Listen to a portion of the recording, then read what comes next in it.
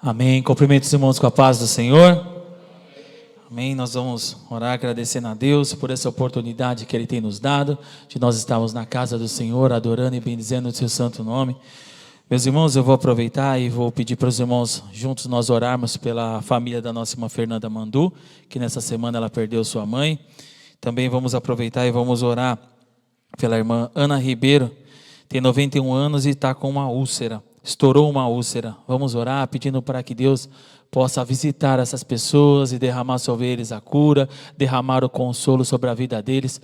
O nosso Deus é o Deus de todas as consolações. Somente nele nós possamos encontrar o consolo para as nossas almas. Amém? Vamos orar? Senhor nosso Deus e Pai, nesta hora, Jesus, apresentamos diante de Ti, Senhor, a nossa irmã Ana Ribeiro, Senhor amado, que estourou essa úlcera, Senhor. Pai querido, eu peço a Ti nesta hora, vá ao encontro dela, Senhor, livra ela, Senhor amado, de todos os males, restaura a saúde desta mulher, Senhor amado. Ó Deus amado, Tu és o Deus que opera milagres, ó Deus amado, em nossas vidas. Eu peço a Ti nesta hora, vá ao encontro dela, ó Pai amado, e opera o milagre. Pai, eu peço em favor, ó Pai amado, da família da irmã Fernanda Mandu, Senhor amado, que nessa semana perdeu sua mãe, Senhor, ó Deus amado, o Senhor que é o Deus de toda a consolação, Senhor, eu peço a Ti nesta manhã, Senhor, vá ao encontro dos seus filhos, ó Pai, confortando e consolando os seus corações, ó Deus, derramando sobre eles a Tua graça, Senhor amado, a Tua paz, ó Senhor amado, essas famílias enlutadas também, Senhor amado, esse monte de pessoas, ó Pai amado, que vieram a falecer, ó Pai, em virtude do Covid, vá ao encontro dessas famílias, ó Pai amado, confortando e consolando. Pai, peço a Ti nesta hora, Senhor amado, fale aos nossos corações nessa manhã, Senhor amado, usa-me, Senhor, como instrumento da Tua palavra, é no Teu nome que nós Te pedimos, Te louvamos e agradecemos hoje e sempre, amém, Jesus, amém? Os irmãos podem se assentar. O tema da nossa mensagem de hoje é corandeu. Eu dei muita risada nesse corandeu, né? Quando os irmãos falam muito rápido, corandeu, parece corandeiro. E aí eu comecei a rir. Eu falei, os irmãos estão falando do corandeiro. E na verdade, corandeu. A nossa irmã Leise já nos antecedeu, falando um pouquinho do que é essa palavra, do que significa corandeu. E eu quero ler um texto com os irmãos antes de mais nada, que está lá em livro de Jó, capítulo de número 1, versículos de 1 até o versículo de número 12. Livro de Jó, capítulo 1, versículo de 1 a 12. Enquanto os irmãos abrem as suas Bíblias, corandeu, esta frase refere-se literalmente a algo que ocorre na presença de ou diante da face de Deus. Viver corandeu é viver a vida inteira na presença de Deus, sob a autoridade de Deus, para a glória de Deus. Viver na presença de Deus é compreender que o que quer que estejamos fazendo e onde quer que o façamos, estamos agindo sob o olhar de Deus. Deus é onipresente, não há lugar tão remoto que possa escapar de seu olhar penetrante. Viver toda a vida corandeu é viver uma vida de integridade, é viver uma vida de totalidade, que encontra a sua unidade e coerência na majestade de Deus. Uma vida fragmentada é uma vida de desintegração, é marcada pela inconsistência, desarmonia, confusão, conflito, contradição e caos. Então, viver corandeu é viver na presença de Deus. E é engraçado que é engraçado que mostra que aonde quer que nós estejamos, Deus está nos vendo. Se não me engano é um salmista que ele fala, se for no mais profundo dos abismos, Deus ali estará. Então não adianta, eu vou fugir de Deus. Para onde você vai fugir de Deus? Jonas fugiu de Deus num barco, e depois ele continuou fugindo de Deus no mar, e Deus foi ao encontro dele com um grande peixe e falou, você não foge de mim, não adianta tentar fugir. Onde quer que nós pensemos que dá para fugir de Deus, não dá, porque Ele lá vai estar também. Livro de Jó, capítulo de número 1, a Bíblia nos diz o seguinte: havia um homem na terra de Uz, cujo nome era Jó, e era este homem íntegro, reto e temente a Deus, e desviava-se do mal. E nasceram-se-lhe 7 filhos e 3 filhas, e seu gado era de 7.000 ovelhas, 3.000 camelos, 500 juntas de bois e 500 jumentas. Eram também muitíssimos os servos e o serviço, de maneira que este homem era maior do que todos os do Oriente. E iam nós podemos dizer que nos dias de hoje ele seria quase um sultão, né? O cara tinha dono de tudo, né? O que fundou Dubai, né? Então Jó seria aquele homem, ele tinha tudo, era o maior, era o homem mais rico que existia em todo o Oriente. E iam seus filhos à casa um dos outros e faziam banquetes, cada um por sua vez, e mandavam convidar as suas 3 irmãs a comerem e beberem com eles. Sucedia, pois, que decorrido o turno de dias de seus banquetes, enviava a Jó e o santificava, e se levantava de madrugada e oferecia holocausto, segundo o número de todos eles, porque dizia a Jó: talvez pecaram os meus filhos e amaldiçoaram a Deus no seu coração. Assim fazia Jó continuamente. E num dia em que os filhos de Deus vieram apresentar-se perante o Senhor, veio também Satanás entre eles. Então o Senhor disse a Satanás: de onde vens? E Satanás respondeu ao Senhor e disse: de rodear a terra e passear por ela. E disse o Senhor a Satanás: observaste tu, meu servo Jó? Porque ninguém há na terra semelhante a ele, homem íntegro e reto, temente a Deus e que se desvia do mal. Então respondeu Satanás ao Senhor e disse: porventura teme ao Jó a Deus debalde? Porventura não cercaste de sebe a ele e a sua casa, e a tudo quanto tem? A obra de suas mãos abençoaste, e seu gado se tem aumentado na terra. Mas estende a tua mão e toca-lhe em tudo que tem, e verás que se não te blasfema contra ti na tua face. Então disse o Senhor a Satanás: eis que tudo quanto ele tem está nas tuas mãos, somente contra ele não estenderá a tua mão. E Satanás saiu da presença do Senhor. A Bíblia nos fala que Deus testemunho de Jó, homem íntegro, reto. Irmãos, e hoje eu quero falar um pouco para nós sobre integridade. A Leise falou do famoso duas caras, né? O crente Raimundo, né? Que é crente na igreja e no mundo, ele é o mundo mesmo. E não adianta, irmãos. Nós não temos 2 vidas para viver, nós temos uma vida. Integridade, ela vem do latim integritate, que significa inteiro, que não se fragmenta. Em nosso contexto de igreja, ser íntegro quer dizer não ter 2 faces, uma religiosa e uma profissional, uma face religiosa e outra familiar, uma religiosa e outra estudantil, uma religiosa e outra corporativa. Nós sermos igreja é você ser igreja aqui e fora da igreja. Às vezes a gente fala igreja e acha as 4 paredes. Não, igreja somos nós. Eu ser igreja aonde quer que eu esteja, independente de onde nós estejamos, nós somos igreja. Ou seja, é você vivenciar sua espiritualidade e a sua fé firmemente na igreja ou em qualquer lugar onde você esteja e qualquer que seja a circunstância. Irmãos, nós temos percebido que no meio evangélico, a cada dia mais estão se setorizando isso, né? É a minha vida secular, tem a minha vida secular e minha vida da igreja. Então, na igreja, na igreja eu sou o Silvio, fora da igreja eu sou um outro tipo de Silvio. E nós temos visto isso com muita frequência, é comum eles setorizarem. Então, na igreja eu ajo de um jeito, fora da igreja eu ajo de outro jeito. Isso faz com que muitos sejam íntegros em determinadas áreas, enquanto em outras não. Então, existem áreas da vida que eu sou íntegro, em áreas da vida eu não sou íntegro.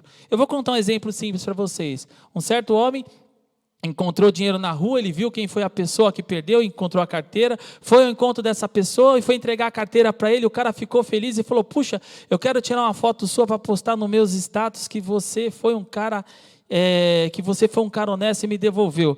E na hora que o cara foi fazer, ele disse: não faz isso não quero. Mas por que você não quer? A mulher que estava com ele não era dele. Percebe-se que existem pessoas que em algumas coisas da vida é íntegra, em outras coisas da vida não são íntegras.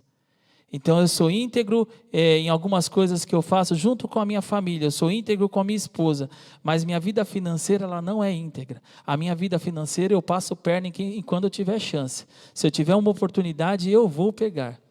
Se eu for no mercado e a caixa de leite passar sem pagar, glória a Deus, economizei uma caixa de leite. Irmãos, eu falo da caixa de leite porque de uma vez que eu passei, a caixa de leite estava por baixo, irmãos. Quando eu cheguei no carro que eu vi que eu não tinha passado a caixa de leite, eu voltei lá para pagar. Mas tinha passado a caixa de leite. E quantas vezes um troco errado, mas Deus está precisando. Irmãos, ser íntegro é em todas as esferas da nossa vida. Não é ser íntegro enquanto eu estou dentro da igreja, é ser íntegro, é ser inteiro na vida. Então não adianta eu ser simplesmente íntegro numa área da minha vida e outra não. Perceba, meus irmãos, que esse exemplo nos deixa claro que podemos ser íntegros em determinadas áreas, enquanto em outras não. E o pior é que não vemos problemas em agir assim muitas vezes. É a situação de muitos evangélicos. A honestidade em alguns aspectos, mas em outros é melhor manter escondido o que fazem. Não sei se vocês já ouviram a expressão de às vezes você vai em algum lugar, o cara fala assim, Deus me livre, vender fiado para crente. Alguém já falou isso para você? Eu não vendo fiado para crente? Já me falaram isso. Não vendo fiado para crente. Tinha um borracheiro que ali no Jabaquara, ele falou para mim, se o cara chegar aqui com o pneu furado e falar, não tenho dinheiro, você pode arrumar o pneu para mim? Um dia qualquer eu volto e pago? Ele disse que fala, eu faço. Agora se ele falar, eu sou cristão, eu sou crente, eu vou lá, você faz? Ele disse, não faço não, porque o crente não volta para pagar. Esse é o testemunho que ele tem do crente. E aí a gente fala assim, existe isso? Sim, irmãos, existe. Quantos cristãos não passam a perna um no outro, né? E às vezes dentro da igreja você fala, meu Deus, isso pode acontecer? Pode.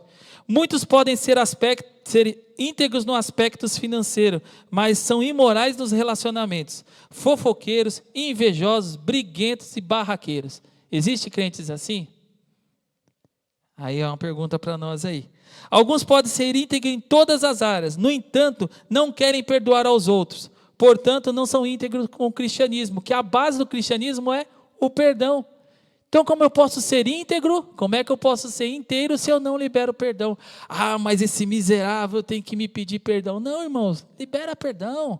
Quem está preso é você, não é ele. Então, libera perdão, perdoa. O evangelho, o cristianismo, a base dele é perdão. É o amor. Como é que eu posso falar que eu vivo que eu vivo o evangelho de Cristo se eu não libero perdão? Essa departamentalização de valores se deve a uma religiosidade farisaica. Os fariseus e os escribas agiam da mesma forma. E o próprio Jesus o acusou desse pecado várias vezes. Irmãos, a gente, no nosso país, vamos dizer que o povo cristão elegeu o atual presidente. E aí a gente vê esse volume gigante de pessoas e continuam as mesmas práticas, cada vez mais crianças sendo abusadas, cada vez mais gente jogada na rua, cada vez mais injustiça, cada vez mais coisas ruins, aí você fala, do que tem adiantado esse monte de cristãos? Se a Bíblia fala de integridade, de nós sermos inteiros, nós temos uma vida reta na igreja e fora da igreja, dentro dessas quatro paredes e fora dessas quatro paredes, irmãos, por que o Brasil está do jeito que está? O que é que está faltando? Por que nós temos passado por tanto problema? O grande problema da sociedade sem Deus é a duplicidade de comportamento. Integridade e retidão são qualidade de homens que temem a Deus. Homens sem Deus podem viver de qualquer jeito, porque não temem a justiça divina. Meus irmãos, não dá para eu ter duas vidas. Deus me chamou, Deus me resgatou, me tirou do lago do pecado, me tirou lá do poço que eu estava, me colocou de pé, firmou meus passos, mudou minha vida, transformou o meu caráter, minha personalidade, me fez um novo homem. Não dá para eu viver fazendo as mesmas coisas que eu fazia antes. Eu não posso continuar fazendo as mesmas coisas que eu fazia antes. Irmãos, quando nós estamos na presença de Deus, nós nos incomodamos com o pecado. É como se você olhasse o tempo todo para o espelho. Não adianta eu tentar enganar o espelho, irmãos. Não dá para olhar para o espelho e falar, eu estou lindo, se eu não estou bonito. Não dá, irmãos. O espelho te mostra que está caindo o cabelo. O espelho mostra que está aparecendo ruga. O espelho mostra que você está com uma espinha. O espelho mostra os seus defeitos. Não adianta fugir. Quanto mais a gente se aproxima de Deus, mais a gente enxerga os nossos defeitos. Quando a gente vai nos hotéis, irmãos, tem um espelho que fica do lado do outro espelho, que geralmente é um espelhinho menor assim, ó. Meu, aquele espelho é uma miséria, aquele espelho. Você olha no espelho assim, seu rosto está até bonitinho. Quando você chega naquele espelho, ele mostra os buracos, que é aquele espelho grandão, que ele dá, é como se ele desse um zoom. Ele mostra os buracos, mostra os defeitos. Irmãos, quanto mais nos aproximamos de Deus, mais nós enxergamos quem de fato nós somos. E reconhecemos que nós precisamos melhorar. E reconhecemos que nós precisamos ter uma vida transformada diante de Deus. E reconhecemos que nós vivemos o corandeu. Andamos diante de Deus, andamos na presença de Deus e nós enxergamos as nossas dificuldades. As Escrituras afirmam que de Deus não se zomba, e aquilo que o homem semear, ele de fato vai colher, ele ceifará. Jó era temente a Deus, e nisso estava a base da sua integridade e retidão.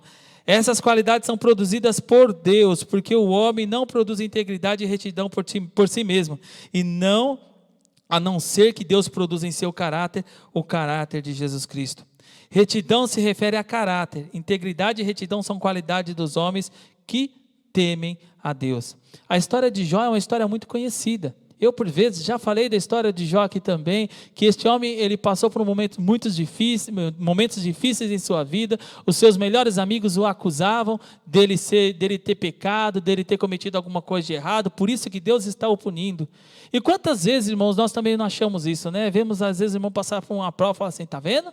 Deve ter feito alguma coisa de errado, por isso que Deus está punindo. Irmãos, nem toda dificuldade que vem sobre as nossas vidas é consequência de pecado. Existem momentos na nossa vida que nós passamos por provações para que nós possamos ser aprovados, não está relacionados a pecado. E a Bíblia nos fala que Jó foi o tempo todo questionado pelos seus amigos, dizendo para ele assim, olha, você pecou, você errou. E a Bíblia nos mostra que não, Jó estava sendo provado. Então, o primeiro tópico, irmãos, que eu quero falar para vocês sobre Jó é a integridade do caráter. É necessário salientar que quando falta integridade na vida de uma pessoa, ela passa a ter duas caras. O seu caráter e sua conduta passam a ser ambíguo. A pessoa sem integridade vive de uma maneira na igreja e de outra maneira fora da igreja. E a Bíblia nos diz, é melhor o pobre íntegro em sua conduta do que o rico em seus caminhos. Provérbios 28:6. Então nos fala exatamente disso, irmãos. Não dá para eu ter dois caminhos. Não dá para ser duas pessoas. Eu sou uma pessoa só.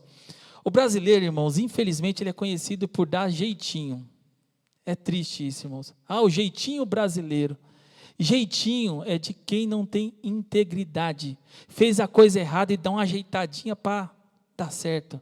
Irmão, olha, é o jeitinho brasileiro. Aí algumas pessoas tentam trazer isso para o lado positivo, falar, não, é que o brasileiro é empreendedor, Não, irmão, jeitinho é quando você mascara algo que está errado. Eu fiz errado, eu faço uma gambiarra. É isso que ele está falando. É isso que eles estão falando, o jeitinho, que é chamado jeitinho brasileiro. É uma gambiarra que é feita numa coisa errada.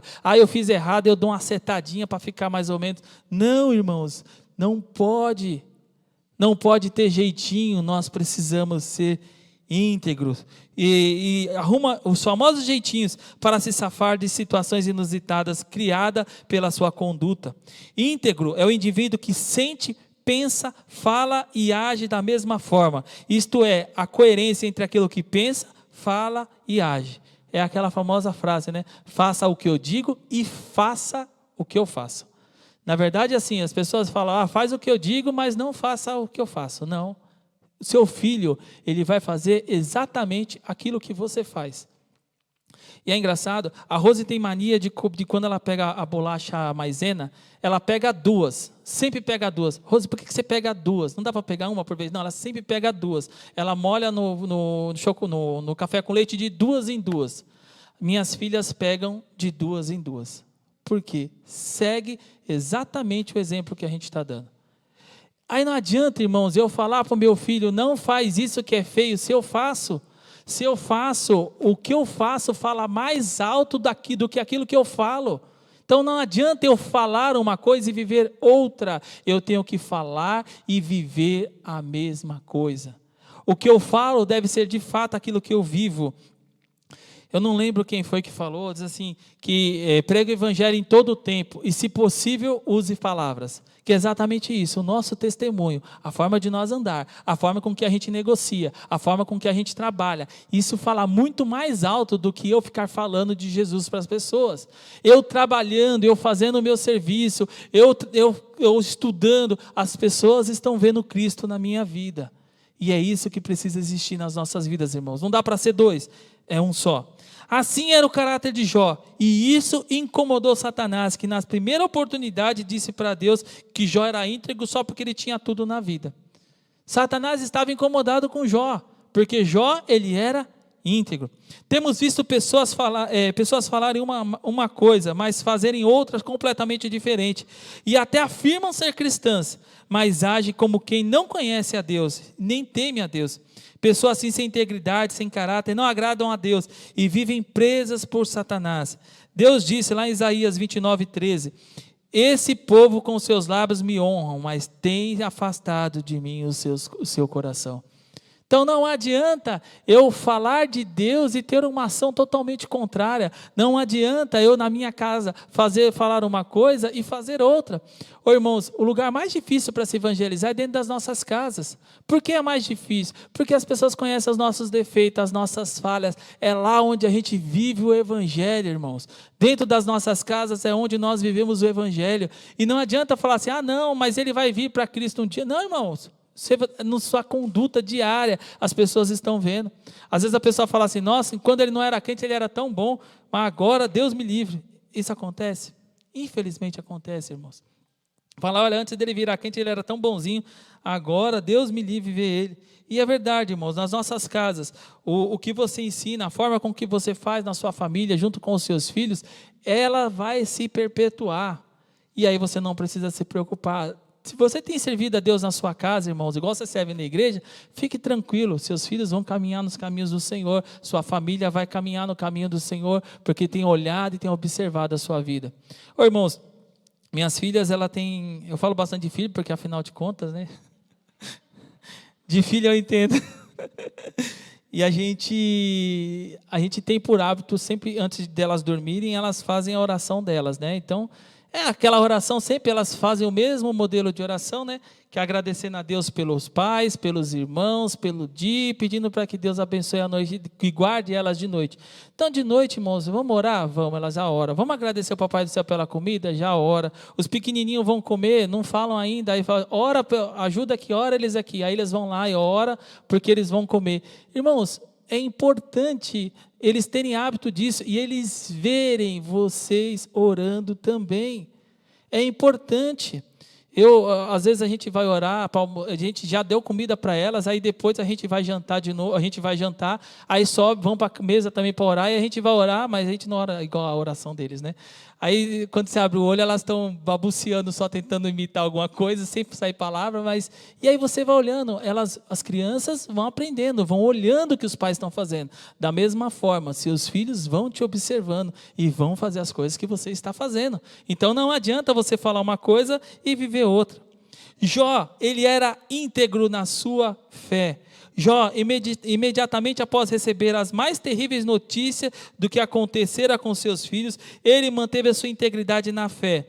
No saí do ventre da minha mãe e no tornarei para lá. O Senhor deu, o Senhor tirou. Bendito seja o Senhor. Ô irmãos, Jó recebeu a notícia que seus filhos tinham morrido todos num desabamento. Ele recebeu a notícia que tinha sido saqueado todos os seus pertences, os seus bichos, tudo foi embora. Ele ficou sem nada, irmãos. E aí, quando aconteceu tudo isso, ele agradeceu ao Senhor. Mas ele era louco? Não, irmão, ele era grato. Ele sabia que ele não tinha nada, tudo que ele tinha, quem tinha dado para ele era Deus. E depois de toda essa tragédia, ele adoece e a sua esposa o aconselha a abandonar a Deus e morrer. E ele responde, como uma louca, assim fala tu. Em tudo isso não pecou Jó. Aí, irmãos, por muito menos, tantos de nós, tantos cristãos e fiéis de discípulos abandonam a Deus, deixaram de crer em Jesus e nas suas promessas. Tudo isso porque colocaram a sua fé nas coisas, no material, na igreja como instituição. Ô irmãos, quantas pessoas não vêm para a igreja porque tem esperança de ter casa? Quantas pessoas não vêm para o evangelho porque tem esperança de ter um carro? Quantas pessoas não vêm para o evangelho porque tem esperança de casar? Quantas pessoas não vêm para o evangelho pensando em alguma coisa? Mas Jesus não nos prometeu nada disso. O que Ele nos prometeu é ter paz, é a salvação das nossas almas. Foi essa a promessa que Ele nos fez. Não fez nada mais disso, além disso. Ô irmãos, uma coisa importante, eu gosto de sempre defender a mulher de Jó, né? O pessoal fala, miserável, maldita. Irmãos, ela não tinha nada a ver com a coisa. Ela não tinha nada a ver. Satanás nem sabia quem era ela, ele sabia quem era Jó. Deus falou de Jó, Jó era íntegro, Jó era justo, Jó era... A mulher dele não, irmão, ela estava perdida naquilo. mas ela não tinha como Jó ser provado sem que ela fosse junto, mas ela não estava preparada para essa prova. Então o irmão fala assim, nossa, essa mulher, olha o encosto que deu, que estava na vida de Jó. Não, irmão, ela não tinha nada a ver com o assunto, ela passou por tudo aquilo, porque Deus permitiu que Jó fosse provado, e ela automaticamente foi provada junto. Somente aqueles que têm recebido o verdadeiro conhecimento de Deus, por meio da palavra, pode ter a comunhão com Cristo. O apóstolo Paulo nos diz que ninguém que não tenha tirado a velha natureza, com sua corrupção e suas concupiscências, pode dizer que recebeu o verdadeiro conhecimento de Cristo. Irmãos, quando nós falamos de conversão, nós estamos falando de mudança de comportamento, de mudança de rota, de mudança de direção. Não dá para uma pessoa que se chegar a Cristo se manter da mesma forma. É impossível isso acontecer. Existe uma mudança de rota. Obrigatoriamente precisa existir uma mudança de rota. O Evangelho não é uma doutrina de fala, mas de vida. Aparência externa sem mudanças internas é besteira. Eu quero falar dois termos com os irmãos. Um deles é metamorfose e o outro é metaschematizo. Um é metamorfose e o outro é metaschematizo. Metamorfose é o processo que a lagarta passa para virar borboleta. Ela se prende num determinado lugar e fica ali por dias, meses, não sei o período certo. Ela fica lá. A lagarta é um bicho feio, não é um bicho bonito. Você a vê, ai que bicho feio e tal. E aí ela se encosta no lugar lá e entra num casulo. E passa um período naquele casulo. Nesse período que ela está dentro desse casulo, ela sofre uma metamorfose. Ela muda. Passado esse período, ela consegue romper esse casulo e quando ela sai é uma linda borboleta. Irmãos, a mudança, ela ocorre de dentro para fora. Aquela lagarta, ela se torna uma borboleta, ela não pôs uma asa, ela vira uma borboleta. O segundo termo, chamado de metaschematizo, significa mudar a aparência. Daí a palavra mascarado. Eu coloco uma roupa de crente, eu penteio o cabelo igual crente, eu pego uma Bíblia de crente e ando igual crente, mas não quer dizer nada. E aí, a Bíblia nos ensina que não é pela aparência. A história de Davi é uma história bem legal, porque o profeta chegou na casa de Davi, na casa de Jessé, na verdade, e viu um monte de homens que podia ser o rei, irmãos. Olhou um monte de homem forte, bonito, e falou, olha, é esse. Não, não é. Não, é esse. Não, não é. Não, é esse. Não, não é. Falta um, falta. E daqui a pouco chega lá, um bastiãozinho desse tamanhozinho, magrinho, olhou para ele e falou, Jesus, quem é esse? Aí Deus falou, esse é o rei. Irmãos, às vezes a gente acha que a aparência, não, eu tenho que parecer ser. Não, não é parecer ser. Precisamos ser. Não parecer ser crente, não parecer ter uma vida de santidade. Eu preciso viver uma vida de santidade. Eu preciso me comportar e eu preciso de fato ter uma única vida. Da mesma forma que eu ajo aqui, eu ajo fora. Hoje, lamentavelmente, os evangélicos vivem nessa situação com máscara de toda sorte para esconderem o que de fato são. Irmãos, a gente tem vivido uns negócios até engraçados. Vocês já devem ter visto também. Você vê a pessoa de máscara, eles falam assim, não, eu sei quem é a pessoa. Quando ela tira a máscara, é outra pessoa, né? Eu mudei recentemente para um novo condomínio, então tem muita gente que eu conheço de máscara, irmãos. Quando a pessoa tira a máscara, fala, meu Deus, põe a máscara.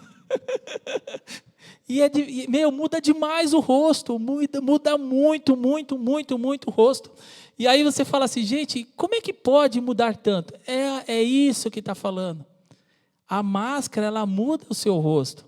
Quem não te conhece sem máscara, ele não tem ideia de fato como é que é seu rosto. É quando você tira a máscara, a pessoa consegue ver, consegue enxergar o seu rosto como um todo. E é isso que ele está falando a respeito disso. Muitos estão com feridas profundas na alma e no corpo, mas escondem isso da sociedade e tentam esconder, inclusive, de Deus.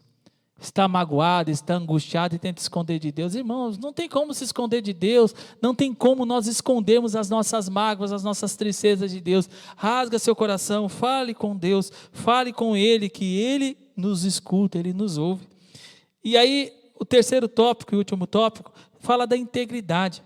Deus se agrada de uma vida que se afasta, se desvia do mal. Ao ressaltar a integridade de Jó, o texto diz que ele se desviava do mal, e significa que seu estilo de vida era o resultado de uma atitude Ele se esforçava para se manter íntegro.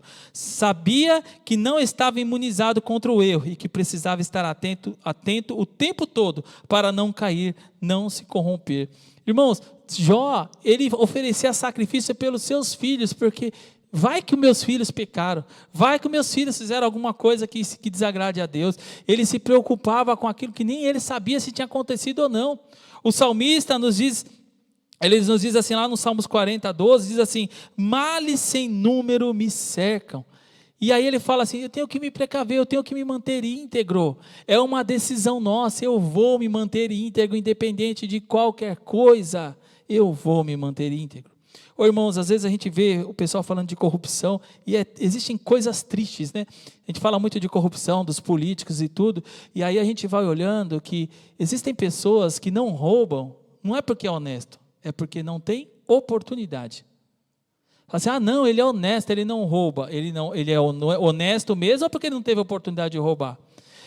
Às vezes você se pega em coisas, irmãos, tão besta, que você vê as pessoas se pegando, tirando vantagem do outro em alguns reais, tirando vantagem do outro de alguma... Aí você fala assim: se ele tivesse a oportunidade de roubar mais, será que ele não faria? Se ele pega isso aqui que é tão pequeno, será que ele não pegaria mais? Se ele pega um celular, se ele compra um celular roubado, se ele faz... Irmãos, são oportunidades da vida que a pessoa vai fazendo, que são coisas erradas, mas faz. Por que faz? Porque tem o seu comportamento lá, que espera uma oportunidade, que espera alguma coisinha que dê para tirar vantagem. Ô irmãos, não faça isso. Às vezes e mexe, fala assim: o pessoal, a minha sobrinha fez isso esses dias, eu vou vontade de ir lá na casa dela e matar ela, com amor. O meu irmão achou um celular, e aí ela falou para ele assim: tira o chip para não achar, tira o chip já, deixa ele ficar com esse celular. Falei: gente, você achou o celular, está com o chip, espera a pessoa ligar e devolve o telefone. A pessoa: não, tira o chip. Ô irmãos, e quantas vezes a gente não vê isso, né? Tira o chip. Aí imagina seu filho lá e você tira o chip do celular para o dono não achar mais o celular. Ô irmãos, e cada vez aumenta mais o número de roubo, essas coisas todas, por causa dessas pessoas que não são íntegras. Então eu sei que o celular é roubado, porque, Silvio, eu não sabia que o celular é roubado, o iPhone custa R$5.000, e estão me vendendo por R$600. Irmão, é roubado. Não foi não, a pessoa comprou por 5 mil, está vendendo para você por R$600. É roubado, irmãos, sai fora. Mas irmão, eu preciso tanto de um iPhone. Não, irmão, o Samsung funciona tão bem quanto. Um iPhone, a primeira versão dele lá pequenininho, também funciona do mesmo jeito. Então, não se corrompa com essas coisas. A integridade nas nossas atitudes. No trabalho, irmãos, você está contratado para trabalhar 8 horas, você fica lá procrastinando parte do dia, você não faz suas atividades direito, você faz de qualquer jeito, e aí você fala assim: Deus não me abençoa. Claro que não, irmão, você não é íntegro nas suas atitudes, você não é íntegro nas coisas que você faz. Deus não é injusto, e às vezes fala: essa empresa não me reconhece. É verdade, irmãos. A empresa, Deus, ninguém te reconhece, porque você não é íntegro nas suas atitudes. O crente tem que tomar cuidado para não cair do erro do vale tudo. Quando olhamos para o mundo, parece que a esperteza vale mais que a integridade. A esperteza, até no meio dos crentes, vale mais do que a integridade. Ele é muito espertão. É verdade, irmão, muito espertão. Mas os espertão herdarão o inferno. A Bíblia nos ensina que nós devemos ser íntegros. Temos visto crentes dando voltas e mais voltas, se colocando em todo tipo de situação escusa para não pagar impostos. Como é que você faz sua declaração do imposto de renda? Faz direitinho? Tudo que você compra com nota, ou você pega sem nota para pagar mais barato? E, no entanto, são os primeiros a estarem satisfeitos com a administração pública. Então, assim, eu não pago os meus impostos direitinho e estou reclamando que não asfaltaram a rua. Não asfaltaram a rua. Tinha que aumentar o benefício lá, o benefício emergencial. Mas você tem pago os seus impostos direitinho? Você tem feito tudo? Tem jovens desonrando a Deus, praticando sexo antes do casamento. Outros com seus corações fechados para receber e dar perdão, ou não estende a mão para ajudar o irmão no que for preciso. Irmãos, não mudou não, as regras continuam as mesmas. Só é para fazer sexo jovem depois do casamento. Não mudou. Ai, Silvio, é muito caretice, a sociedade mudou, mas a palavra de Deus permanece inalterada. A palavra de Deus não mudou, ela permanece a mesma.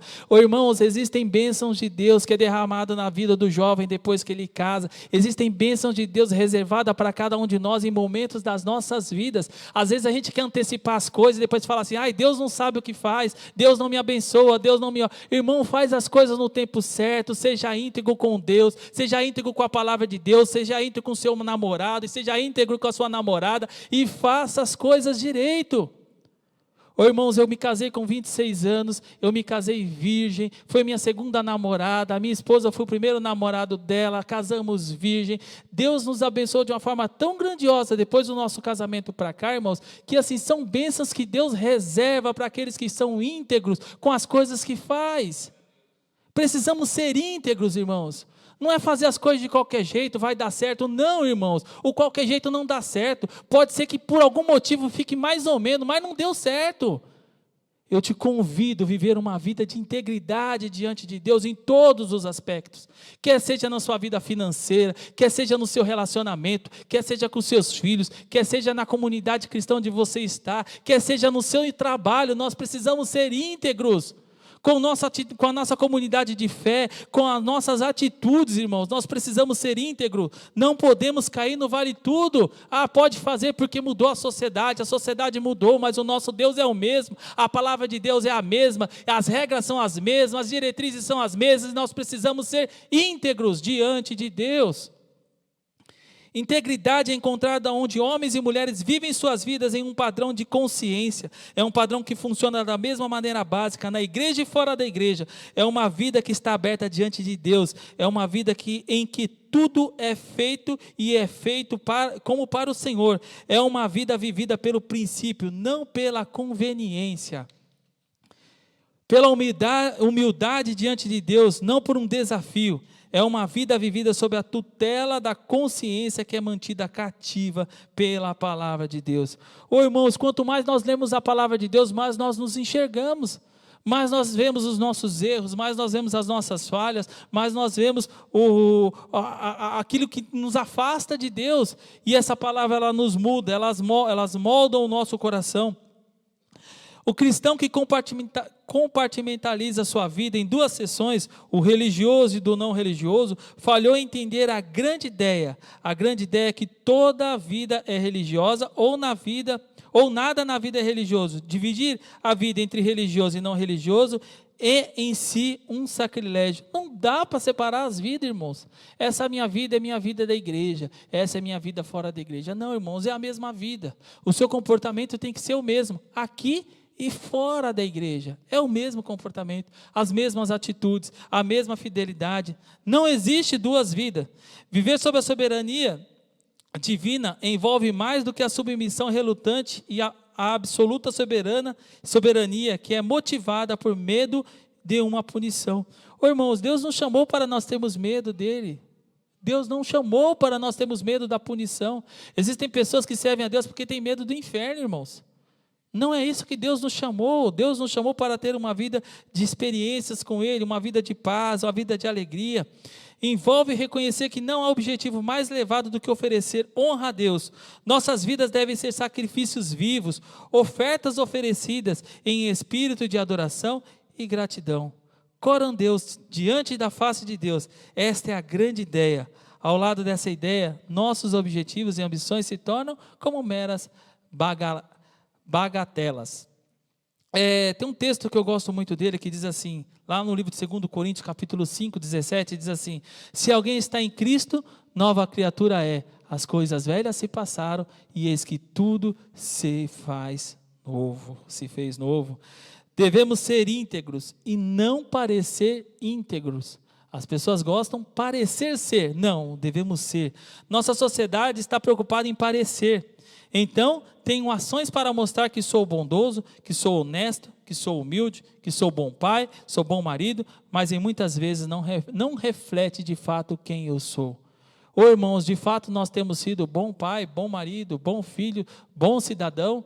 Temos sido bons empregados em nossas empresas onde nós trabalhamos, nós temos sido bom ouvintes, nós temos ajudado as pessoas, nós temos de fato feito as coisas que precisamos fazer, ou a gente simplesmente faz quando alguém está vendo, ou eu simplesmente faço para poder receber um benefício, ou eu simplesmente faço para parecer que eu sou bom em alguma coisa. Ô irmãos, nesta manhã eu te convido a viver o corandeu. Eu te convido nessa manhã a você viver na presença de Deus e ter as suas atitudes de acordo, ser íntegro diante de Deus e diante dessa sociedade na qual nós vivemos. A cada dia mais e mais se prega uma sociedade que está muito relacionada à sua aparência. Não pode ser gordo, não pode ser muito magro.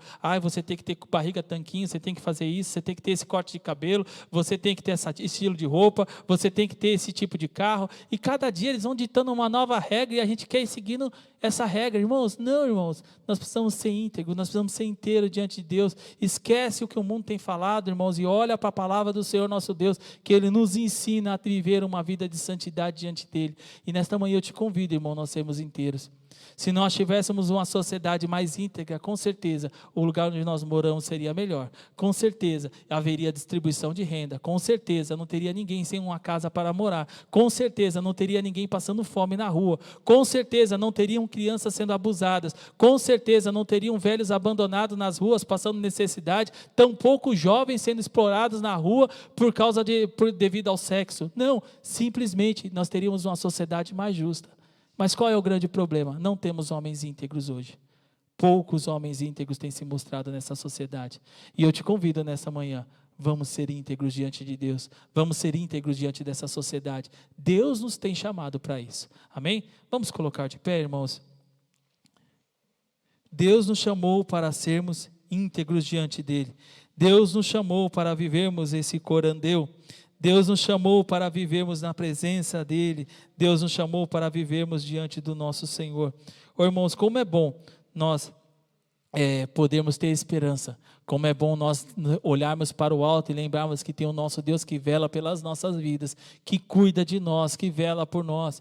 Deus não nos conhece como um indivíduo. Lá tem um povo no Parque Bristol. Não, Deus conhece o William, Deus conhece o Silvio, Deus conhece a Malu, Deus conhece o Ayrton, Deus conhece cada um de nós individualmente, irmãos. Ele não nos conhece um grupo, não. Ele sabe as suas necessidades, Ele sabe os seus desejos, Ele sabe o que você gosta. Ele sabe que você não gosta de coentro na comida. Puxa, mas não é todo mundo que sabe. Ele sabe. Ele sabe as minúcias da sua vida. Ele sabe das menores coisas que você às vezes tem. Aquilo que te incomoda mais. Ele sabe o que te incomoda mais. Ele sabe o que te deixa feliz. Ele sabe as suas necessidades, irmãos. Deus conhece a cada um de nós nas suas minúcias. Amém? Vamos orar agradecendo a Deus. Senhor nosso Deus e Pai, nesta hora, Jesus, nós te louvamos, te adoramos e agradecemos, ó Deus, pelo teu amor, ó Senhor amado, e pelo teu favor derramado sobre as nossas vidas. Ó Senhor amado, nos ajuda, Senhor amado, a vivermos uma vida de integridade diante de Ti. Nos ajuda, Senhor amado, a vivermos, ó Pai amado, sem aparência, Senhor amado, sem máscara, Senhor amado, diante de Ti e da sociedade. Nos ajuda, Senhor amado, para que nós possamos ter uma vida de retidão diante de Ti, Senhor. Nos ajuda, Senhor amado, para que nós possamos impactar esse mundo, Senhor amado, com as verdades do Teu Evangelho, com a Tua Palavra, Senhor amado.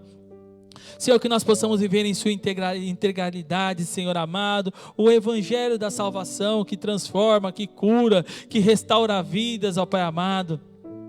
Ó Deus querido, eu peço a Ti nesta hora, Senhor, levanta neste lugar, Senhor amado, homens e mulheres, ó Pai amado, íntegros diante de Ti na Tua presença, Senhor amado, na Tua casa, Senhor.